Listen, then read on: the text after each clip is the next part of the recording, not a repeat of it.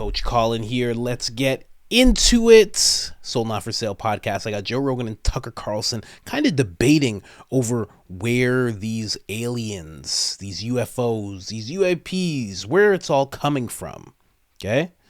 And then they also touch on where the technology of today, nuclear technology, things of that nature, where did all of that come from?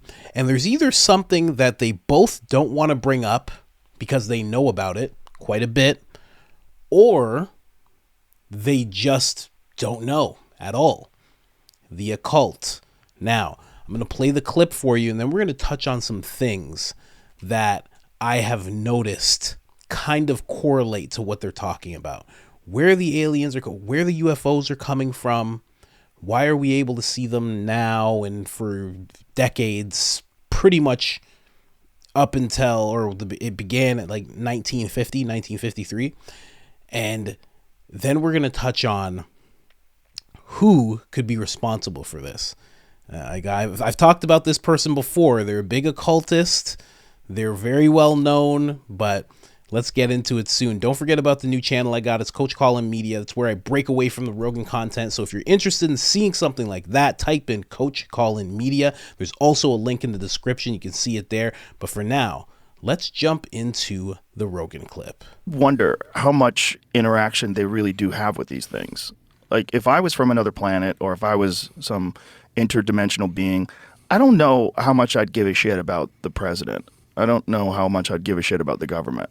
I would probably look at this infantile race, this species, this bizarre territorial apes with thermonuclear weapons, this very weird species. I'd probably look at them as very chaotic, and I wouldn't really have much concern for who's running it, especially if they have the ability to travel at insane speeds and go undetected and...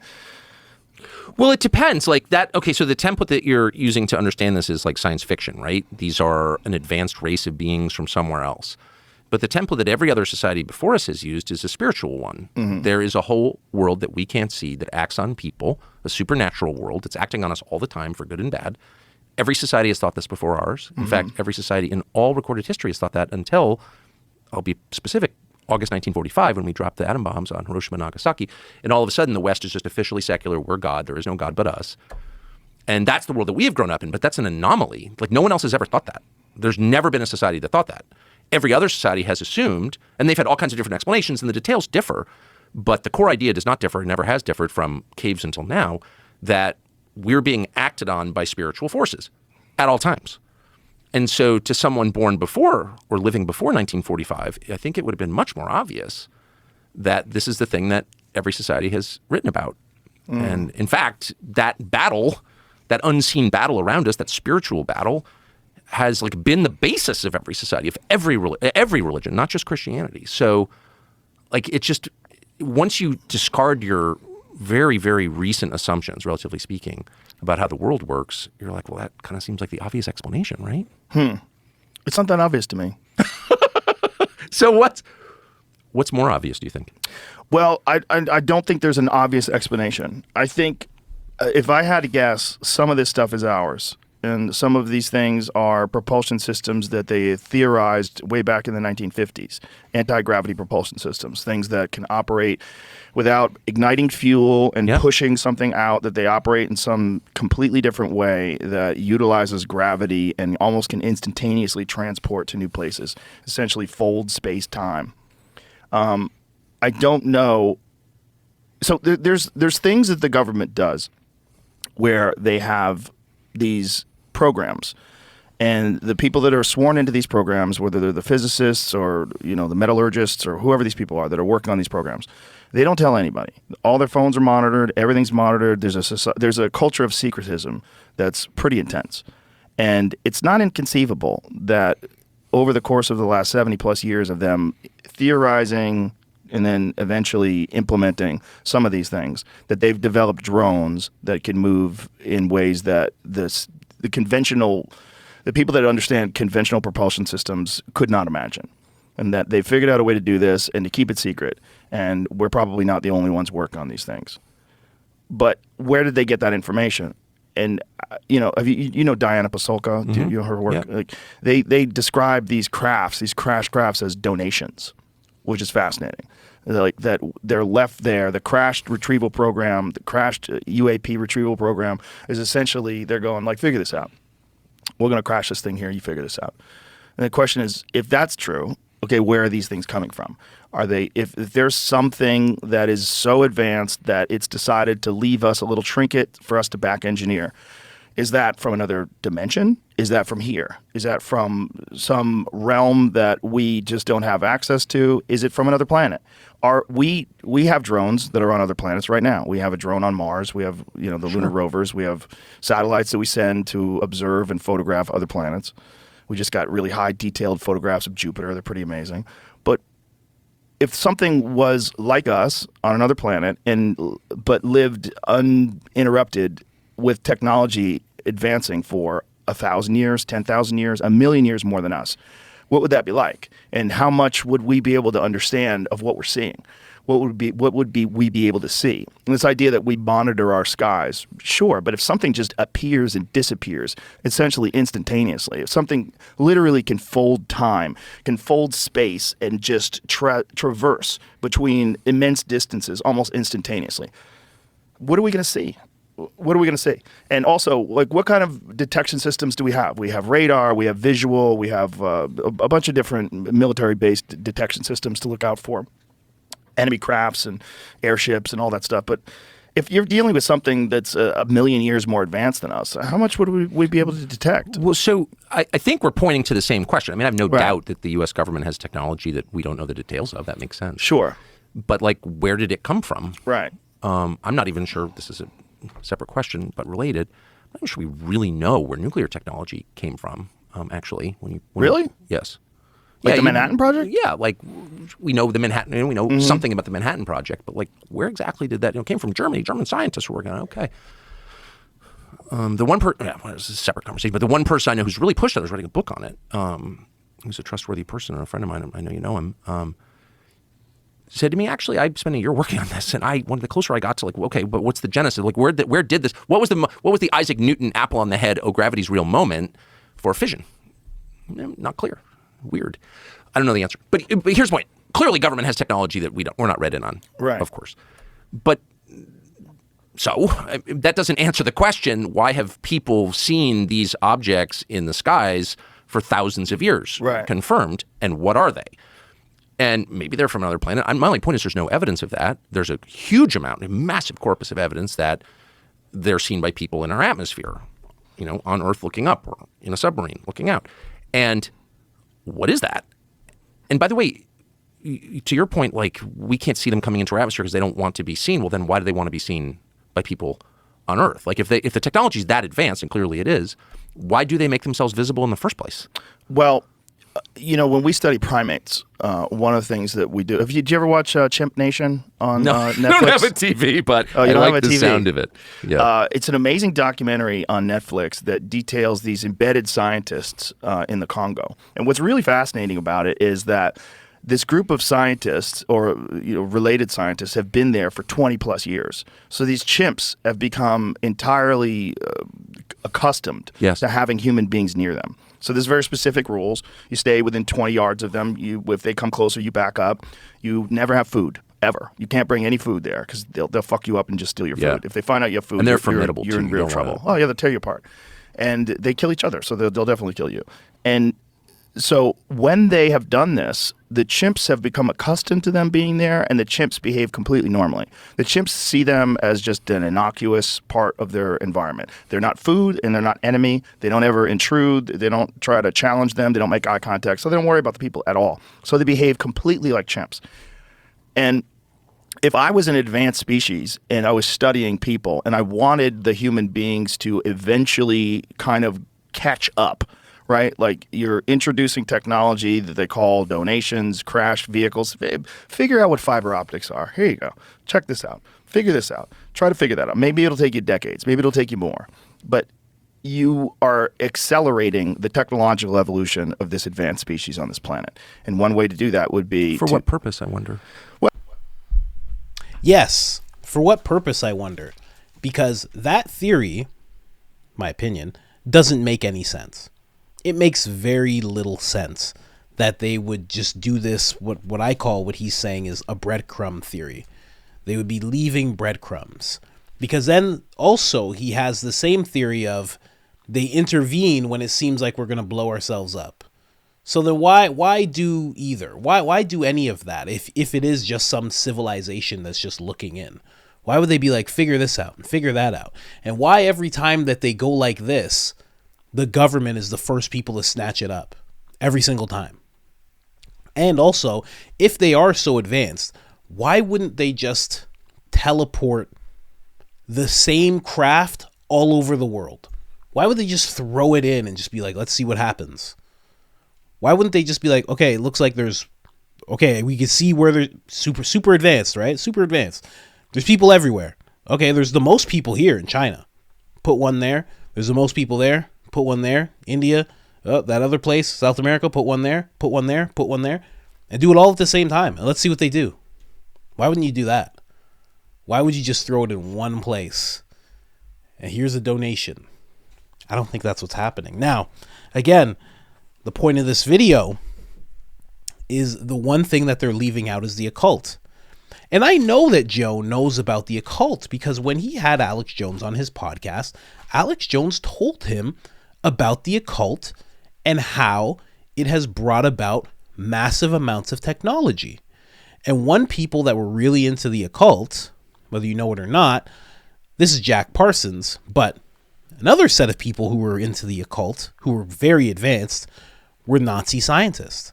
They were very into the occult. So when Tucker says, we don't know how this technology popped up, I feel like that's what he's touching on to, is that somebody was tapping into the unseen and getting these downloads, right?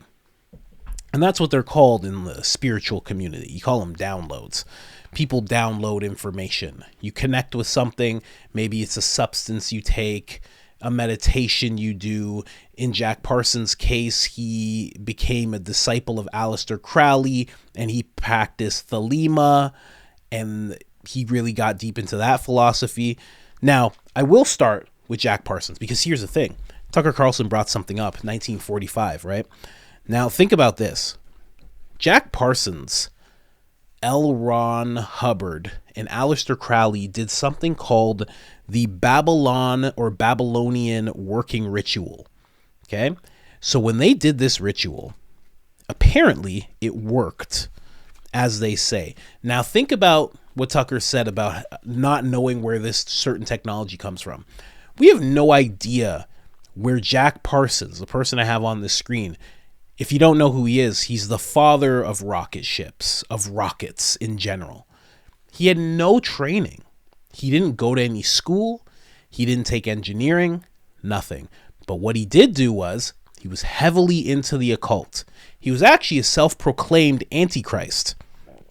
So it's very interesting that this guy who was tapping into the unseen with Aleister Crowley was able to gain so much advanced knowledge on rockets that he was the most advanced person in regards to rockets in the world at one point. Very, very odd, right? So in this Babylon working ritual that they did, right after they did it, here, what were the sightings? So all of these sightings, UFO sightings, started right after. So the Roswell incident happened soon after. Kenneth Arnold's sighting in 1953 happened, and there was a swarm of UFOs that went over the White House. Okay?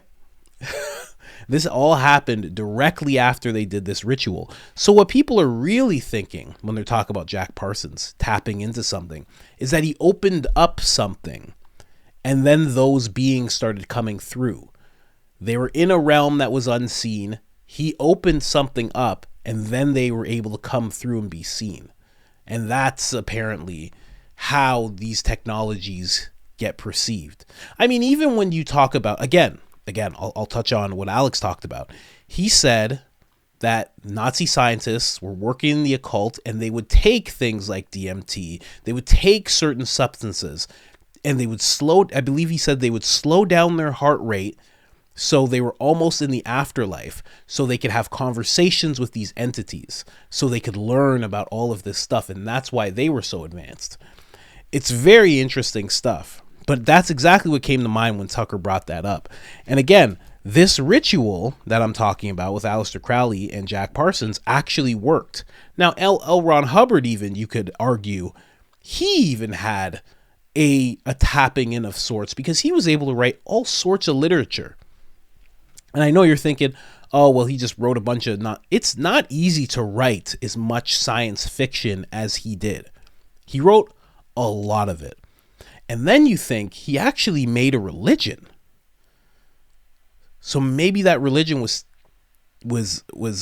inspired by the unseen, the things that he tapped into while he was studying Thelema with Aleister Crowley and Jack Parsons. Really makes you think. This is Aleister Crowley, if you don't know. Some people say he looks like Joe Rogan in this picture. A lot of people thought that was Aleister Crowley. When I first started this channel, they'd be like, why do you have a picture of Aleister Crowley? So exploring the occult world, Jack Parsons. Jack Parsons led a double life. Rocket pioneer by day, black magician at night, who worshipped Aleister Crowley, had a run-in with L. Ron Hubbard, and called himself the Antichrist. So this is really well known. It says here, rocket pioneer, self-proclaimed Antichrist, disciple of Aleister Crowley, explosive expert, whose work helped lead the founding of the Jet Propulsion Laboratories, and he died mysteriously. Now, they say that he died in a ritual.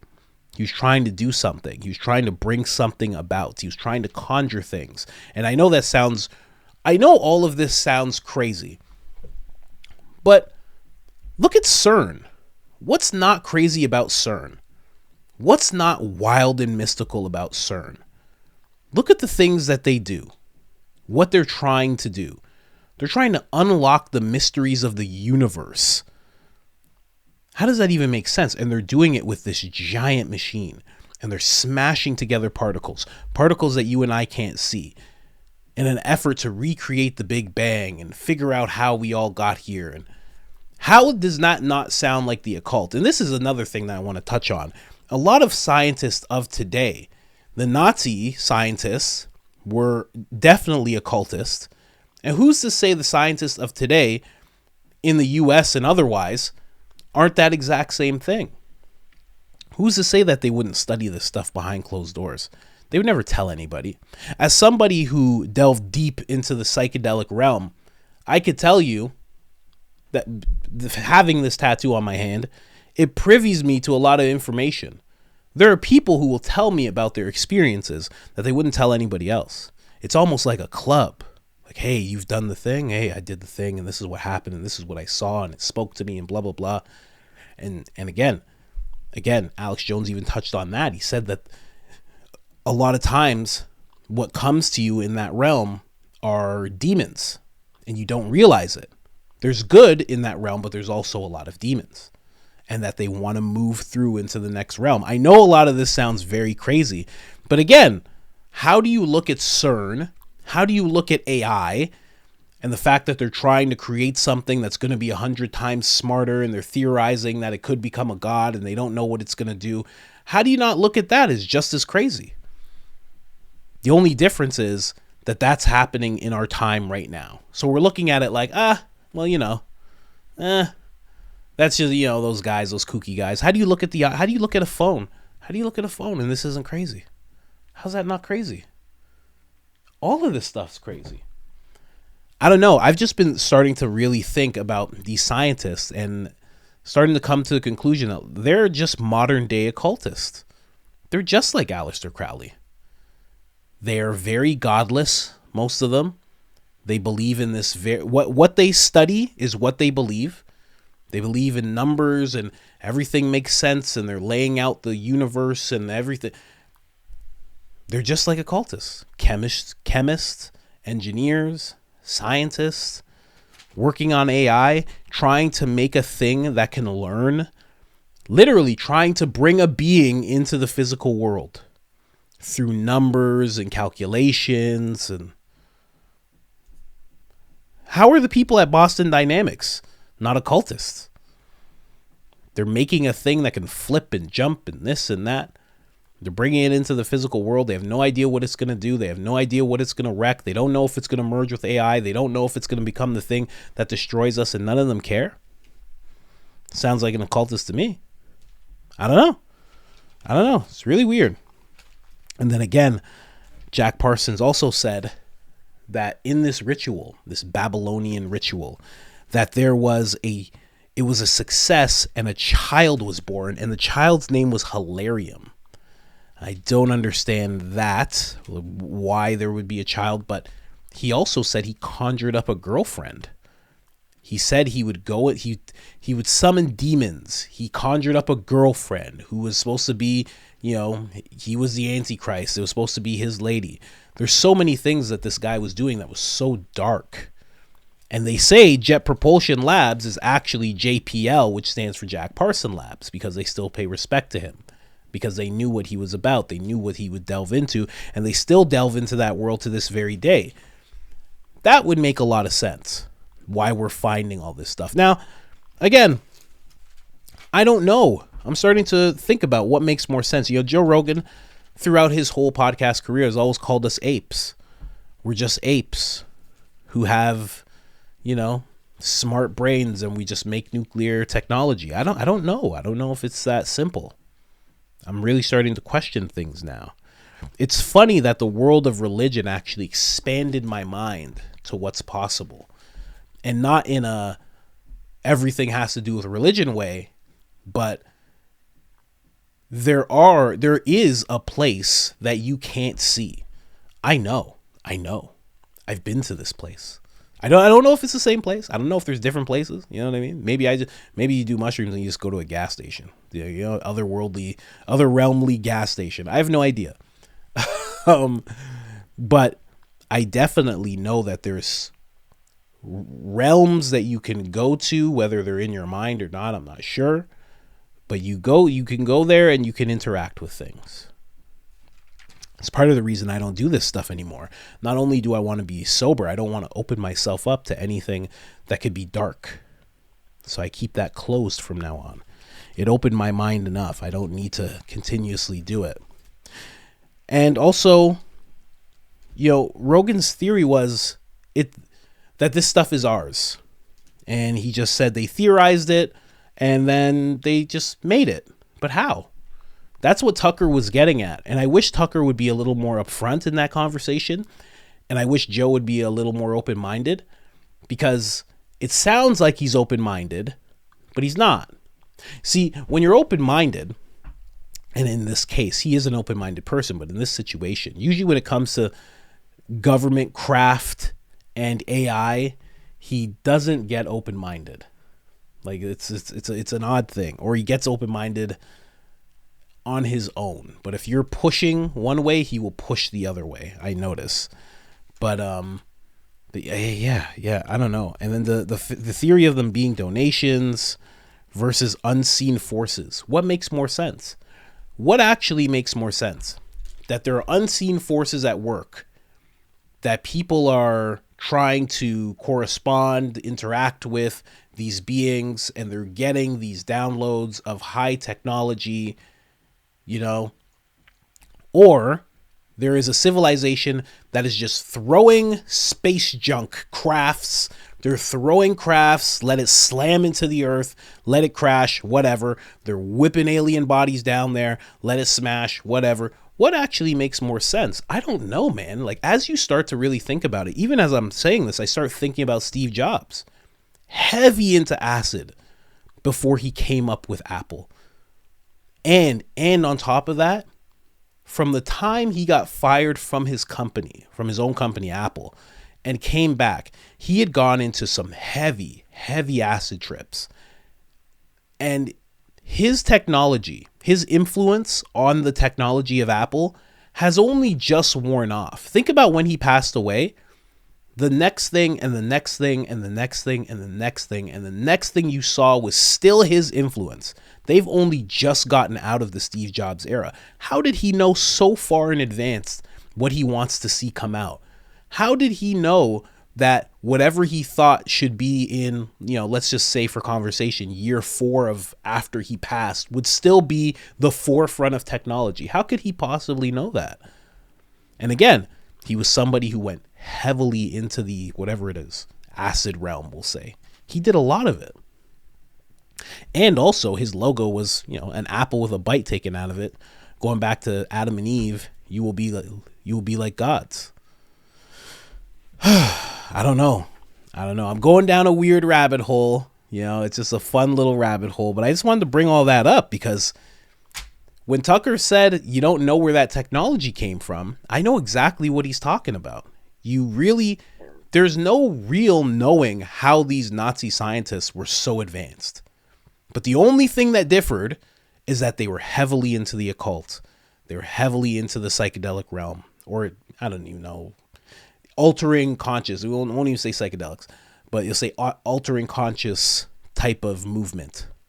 They were really into that, and they were really advanced. And it seems like everyone who's really advanced also touches on these substances, also delves into the occult.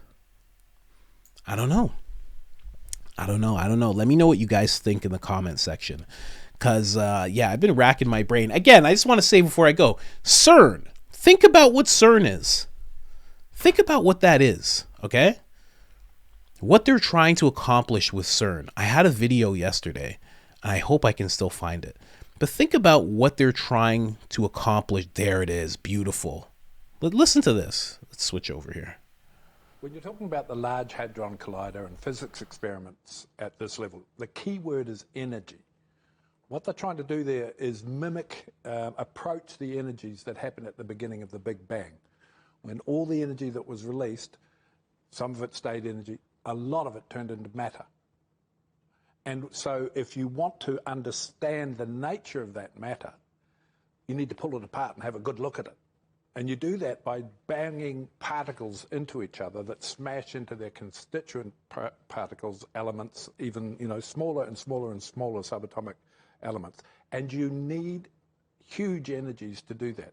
You're accelerating protons, the building blocks of atoms, around this ring at near the speed of light and smashing them into each other. And they fly apart, revealing all the constituents and other elements and energies that make up matter in the universe. And why is this research so important? Well, if we want to understand our place in the universe, we need to get as deep down as we can get.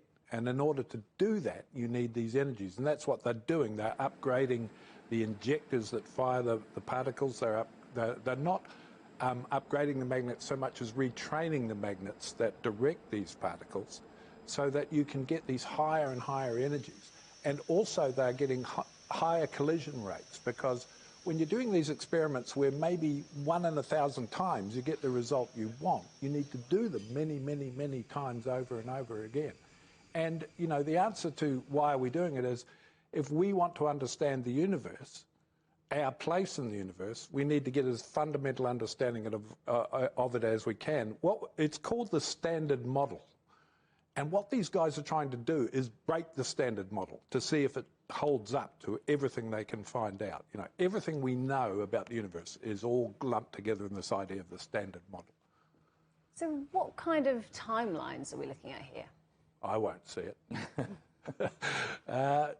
It's impossible to know, because each time they do something, they find out something else. Until 2012, the Higgs boson was something on an equation, and then the Large Hadron Collider proved it. The things that are going to be very interesting in the next part, in the next few years, I was talking to a physicist at CERN, not involved with the Large Hadron Collider, but with the antimatter factory, which we're going to visit on Razor in a couple of weeks, which I'm very excited about. He said the raison d'etre for the Large Hadron Collider now is to try and discover dark matter. Dark matter in that Standard Model that I was talking about, and dark energy, are the bits we know have to be there, but we have no idea what they are. How does that not sound like some Harry Potter stuff right there? We just look at these guys like they're They're scientists, like they're doctor, just because they switched the black cloak that had the huge hood on it for just a white lab coat. And we look at them and we say, oh yeah, those are the professionals. Those guys are just occultists. They're doing these equations, everything. They make this machine. The machine proves it. We're looking for dark matter. What? How does that not sound like a weird dark religion? I don't know. I should talk to one of these guys. I know these guys must know about the occult. They must. They must. This what you just heard right there. That's occultism. You're going into this dark realm, literally looking for dark energy, and you're trying to find this hidden knowledge. That sums up the occult. I don't know, guys. You let me know what you think in the comments. Other than that, I'm out.